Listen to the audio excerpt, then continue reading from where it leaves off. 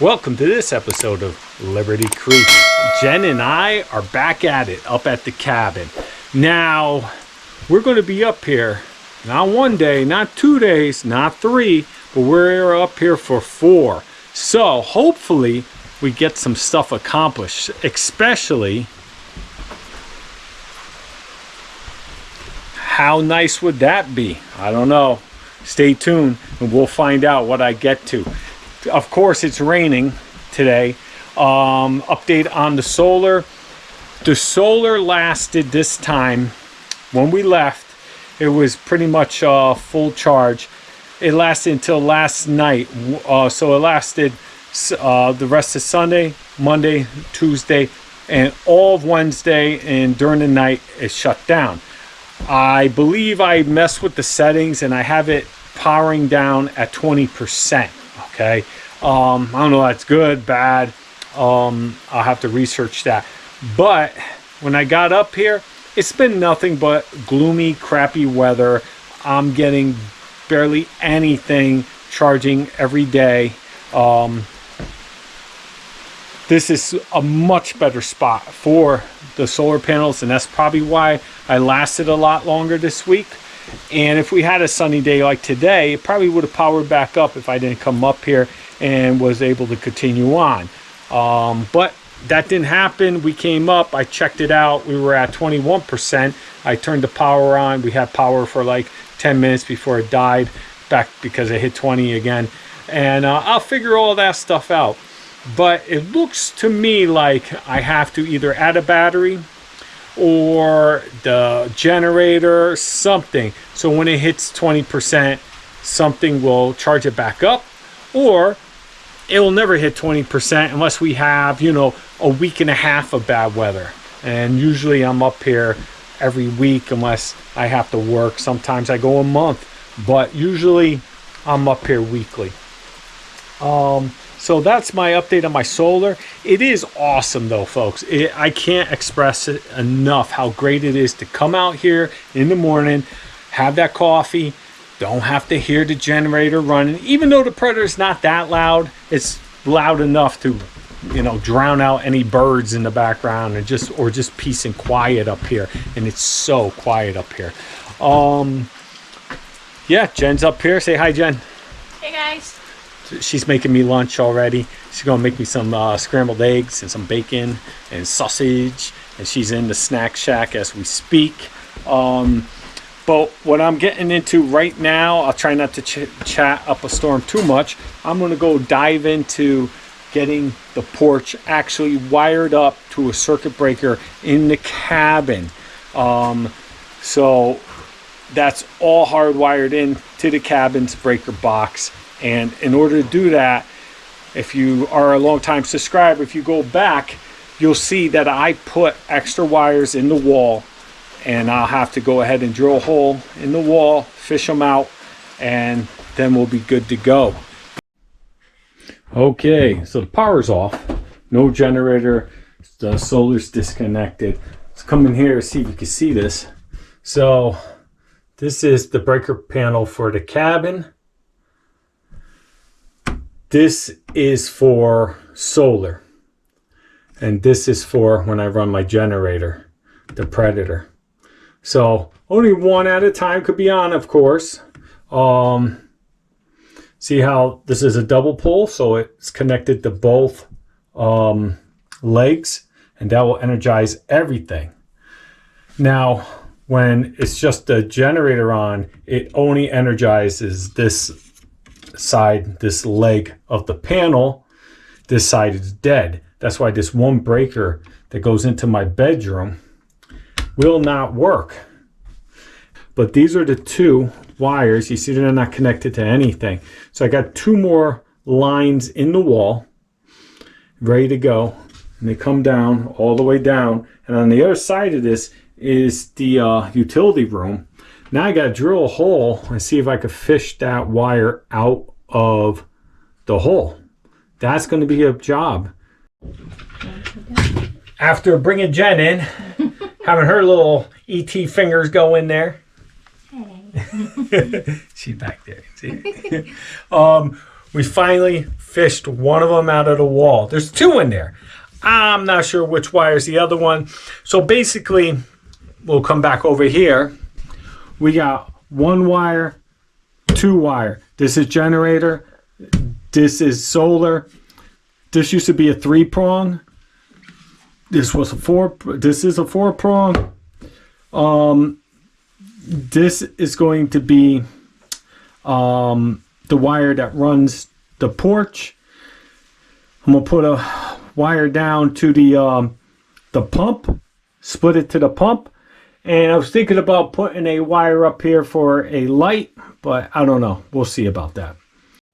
Update: line 2 was located and found. This one was a pain in the ass. I'm happy I got it.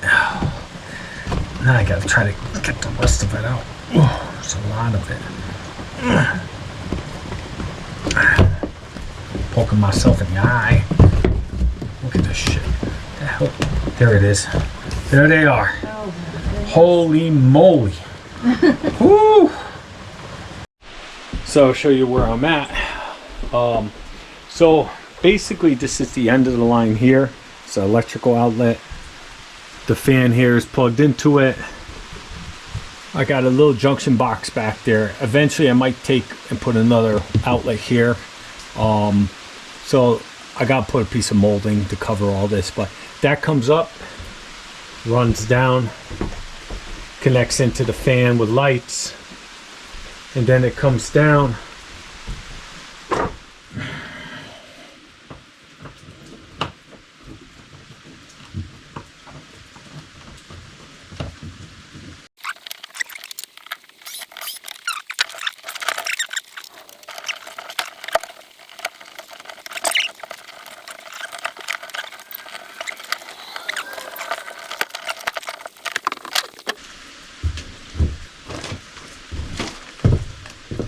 Got me some 12-2, 25 feet.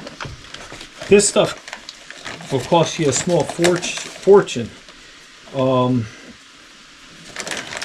Get some 10-2. Oh my God. But because all the prices are ridiculous, I guess people are stealing the shit out of this stuff. Because you go over there to Lowe's or Home Depot, they got them all locked up. Especially in the towns I live nearby. You come up to Vermont, they don't have them locked up in Vermont. I guess people ain't stealing. All right, so I'm gonna wire this up back the way it was with new piece. Run this piece through the conduit to the new plug, and then I'll run it to the panel. All right, here we are. Maybe an hour or two later, everything's done. Yeah. Everything went smooth. The only thing that I had problems with was when I powered up the EcoFlow Delta Pro, the outlet I put underneath the cabin to power the pump to the water collection system wasn't working. I don't know why. It's like an outdoor outlet. I'll show it to you in a minute. But I took it apart, I looked at it, it looked wired to me, so I started troubleshooting it. I put it back together, still wouldn't work. Turning on the breaker, turning off the breaker. Then I got my electrical tester out, and it was getting electricity. If it wasn't getting electricity, then I would have to go up above in the box and see if I wired it wrong or did something wrong there. So I definitely narrowed it down to something was wrong with the outlet. I looked at it again. I don't know what was going on with this thing, but line in, that's where I went, because that is it's actually the end of the line, but it's the line in. And if you were going to piggyback off that one, you go to the line out to the next outlet. Well, I wasn't piggybacking it, and this is the last one, so it'll be line in. It would not work on line in, but guess what? Line out, it works. I don't know. Maybe someone messed something up in the manufacturing of it. I don't know. But anyway, what was cool was we also found out that, you know, I don't know if I already told you this, but the EcoFlow did power on by itself, powered on and turned everything on all by itself. So we do know that function is working. So here's the outlet. Of course, it was the pain in the ass when I had to get down under here, and it's wet and damp. And all right, so yep, see it up there? That's wired in. It's outdoor outlet. It's working. Hanging from it is a remote on and off switch, because when I leave the cabin, I always shut it off because I don't want any accidents happening. So if something did happen, if an animal was going through and it ripped one of the PEC lines, or something happened and one of the PEC lines went, it would pump all like 800 gallons out. And if that happened in the cabin, one of the lines let go in the cabin, I would be pissed. So what I do is I just power off the pump, the electricity to the pump by that remote switch. And so if something did pop one of the lines, it wouldn't do anything. So that's pretty cool to have, and I put that on there. I'm gonna keep that on. So anyway, now because I was into the wall and I was into everything, I gotta make sure the generator is still capable of running the cabin. I hooked everything back up, and Jen's going to go ahead and run the vacuum while I have the generator going, and I'm going to top off the EcoFlow while I have the generator running. It takes about an hour.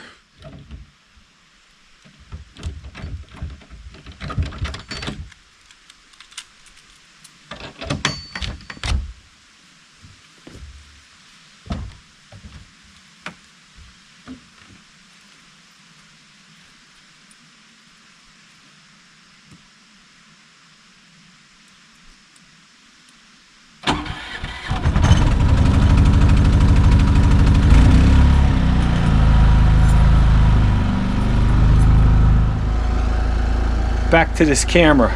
That camera's awesome, folks. While we were gone, the camera stayed charged the whole time off its little solar panel. It doesn't pull juice from the EcoFlow. Also, my little camera up here, last time it killed my other solar system I have in there, the small solar system, 100-watt panel.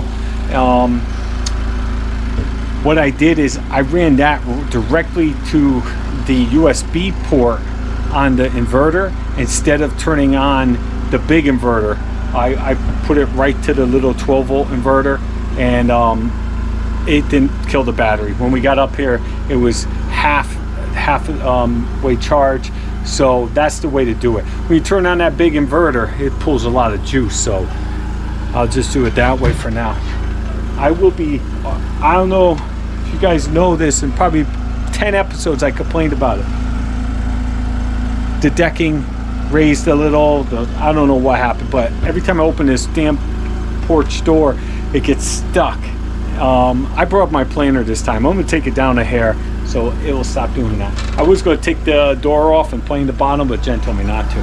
So, look at that, looky. It's working good. Got the fan on. Jen's got the lights on here. So they come on. Oh, she said they come on as soon as the power turns on. That's not good. So once again, this is how I got it set up. This is the EcoFlow. I gotta get a smaller cable or clean it up somehow. Next to it, that's what I just did today. This has the line going to the breaker box on the other side of the wall. I pulled that out. It has a line going this way, powering 3 outlets and the fan, and this one is the generator. This is where the generator comes in and goes to the panel. So that's what I got going on here. This doesn't backfeed because I shut it off at the panel. I believe it may have the capability of backfeeding if I had them both on at the same time, but you know, since I'm the only one that does it, got to be smart with it and make sure you don't. Hopefully I won't be running the generator too often. Then I have, oh, where am I? Then I have this outlet. You saw me put that outlet in, and we got this outlet, and it's working because the fan's on. So first project of this 4-day cabin stay done. Electrical is completely done. In the future, maybe add a couple more outlets. I don't know. But everything's running. Everything looks great. Good morning. Well, I'm making my coffee. And the EcoFlow's at 40%. Because look at outside. Another beautiful day at the cabin.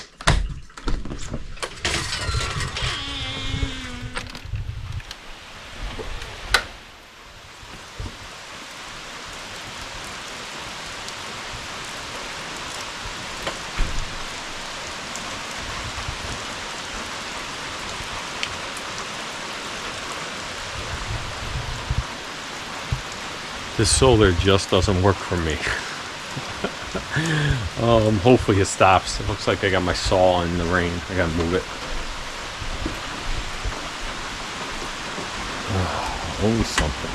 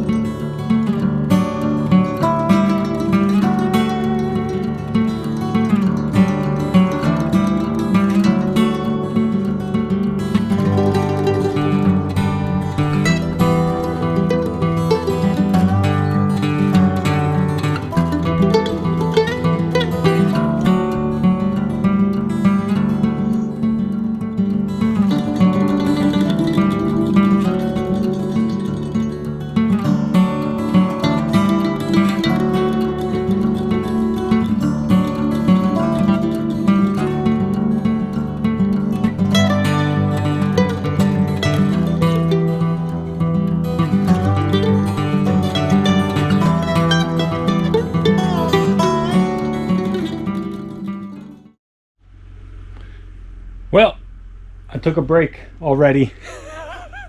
So I nailed that board up twice, and both times it's not sitting flush with the wall because I got to notch it out a little bit more. I thought I had it, so now I have to take that board down again. I took a break. I'm going to get back at it soon, but since it's turned into a beautiful day and the solar panels charged my battery to 100%, Jen said I was looking pasty, so I took the shirt off, and I have to put some vent holes up by the star because I'm getting it is getting like damp at times. I don't know how to explain it in the cabin. It's because, yeah, humid.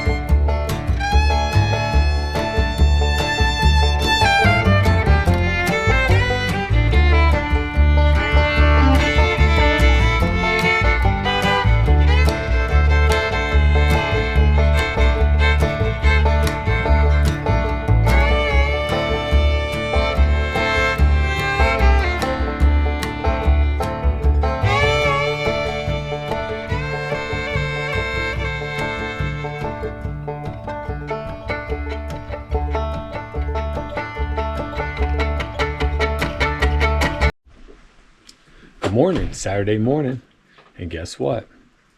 It is raining again. What a shitty day. It's cold too. It dropped about 10 degrees from yesterday. That's why I got my hat on. I continued to try to hang some pine yesterday by myself, but it's very difficult to do a solo. So this morning I called in for some backup. They should be arriving shortly, and see if I could get a couple guys to help me throw some pine on the ceiling.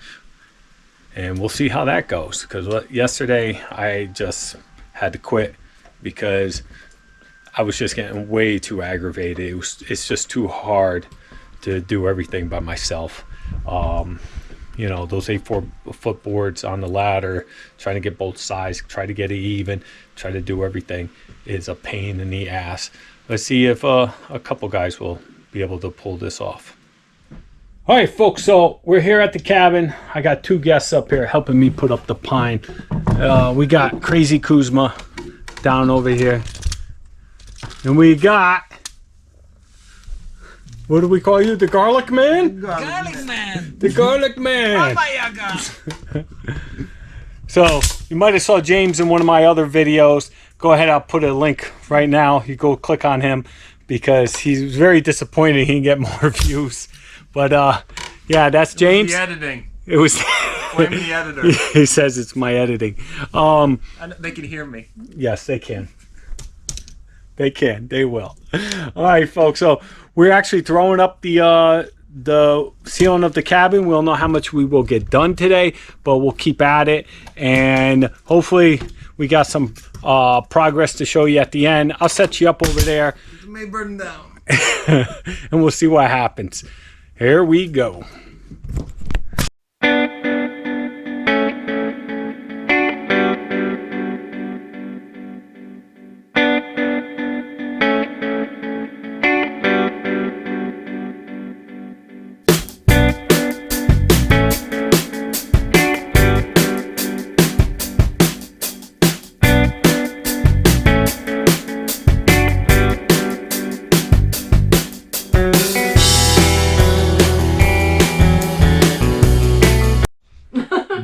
All right, folks, it's the end of a long day, and I have my helpers over. Thank you, gentlemen. Jen's feeding them. It's late. It's like it's 9 o'clock on the dot, actually, and we did this over here, and we started this side. Doesn't seem like a lot, but when you're dealing with Sylvestro's Crooked Cabin, to make these straight lines, it took a little bit of time. And so the hard part, I'm hoping, is over. And now I could come up here. If I'm by myself, I'll be able to just go ahead and cut them and throw them up, and it should go quicker. So we'll see. Right now, I'm going to eat, and I'll give you an update tomorrow.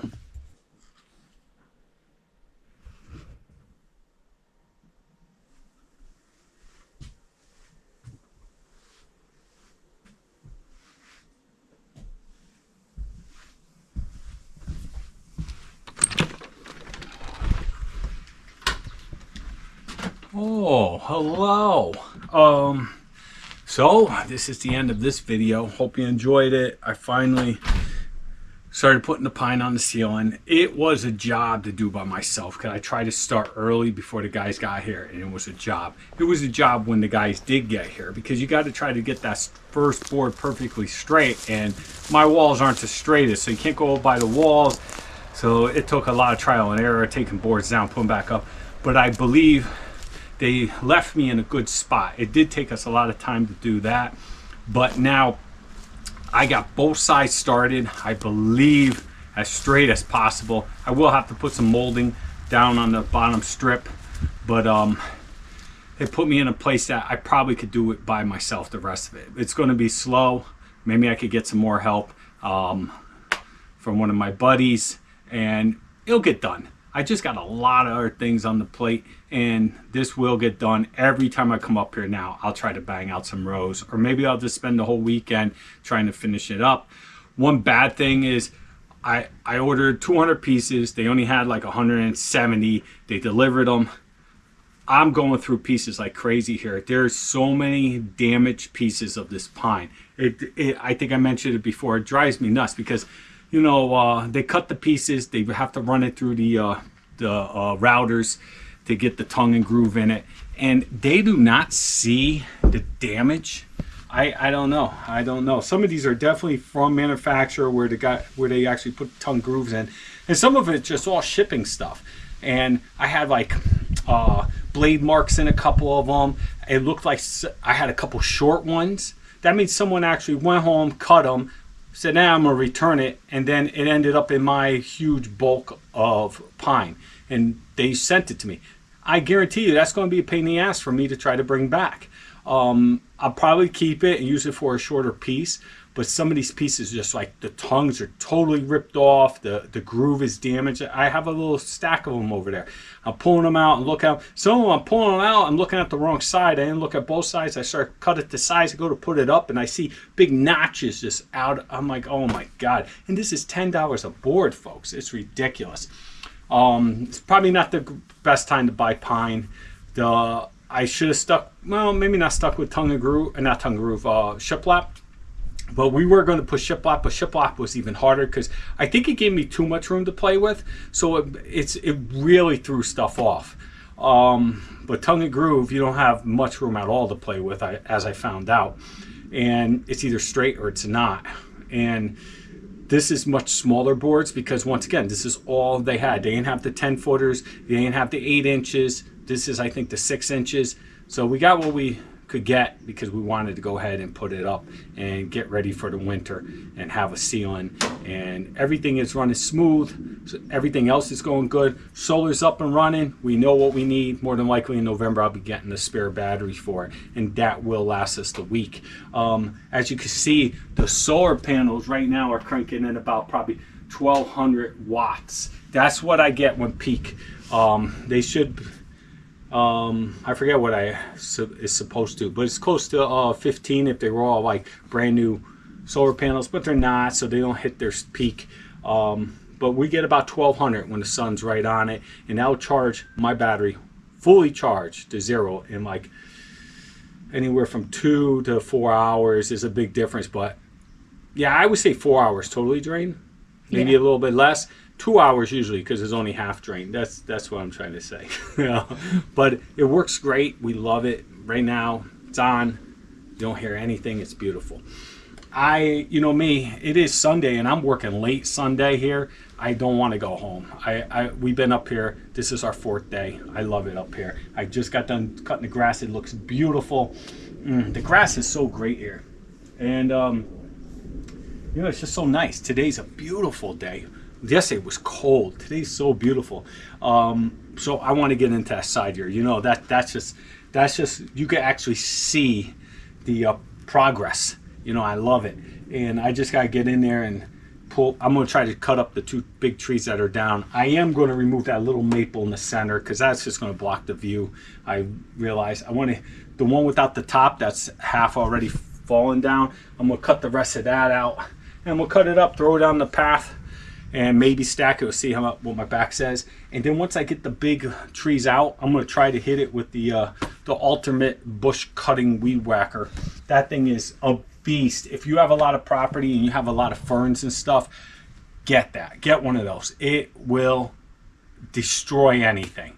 It is great. It is probably the best piece of equipment I have for the lawn right now, and to do stuff like this, because it's amazing. I just push it in there and it just destroys everything, and you're clearing out spots that you didn't think you would ever be able to.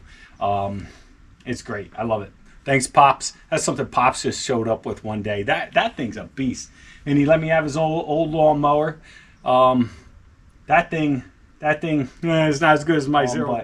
But this one here, it's a little rickety and rackety because it took a fall off the back of the pickup truck a couple years back. But it cuts the grass. The grass looks great. Beggars can't be choosy. It does its job. And I have my zero turn right over there. Eventually, I'm going to get to it. I'm going to take it home, fix it up.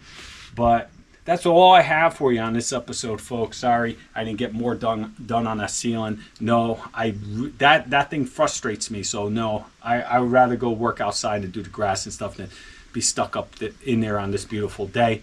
Probably next time I'm up here, I'll be making progress on that to make more of you happy. But it's happening, so all right, stop sending me emails begging me to do it. I know nobody likes looking at the installation. So let me get at it. Maybe I'll put up a little more footage of what I get accomplished over here. We'll see how I feel. But and this weekend also, all electrical is now done in the cabin. There's absolutely no more electrical that needs to be done. Everything, all the outlets were installed, everything was hooked up to the breaker panel, everything was done. I did that on Thursday and Friday, and Saturday we did the ceiling, and Sunday I'm working outdoors. So busy. I got to call it quits around 1 or 2 today so I could get home because work tomorrow, unfortunately. And yeah, that's it. I even got some pew time in. Poo time. I did that too. And yeah, we had fun. Went over there. We shot a whole bunch of stuff. Took about 2 hours out of our work day, but we had some fun while we were up here as well. And yeah, that's all I got for you. I would appreciate if you made it this far in the video.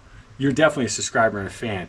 The only problem is I'll have, like, my average video now is seeing about 400, 500 views, and I thank everyone for that, or all my subscribers, because that is awesome. I have, like, 2,600 subscribers, but I only get about 500 views per episode. That's fine. I'm good with that. The problem is I only get, like, 15 thumbs up, or like 30 out of like 500. What's going on?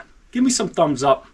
I think that makes the algorithm of YouTube show my videos more. Maybe I get more subscribers. More subscribers can equal more money, even though, again, I don't do this for the money, honestly. But it is a goal. It's like motivation. Once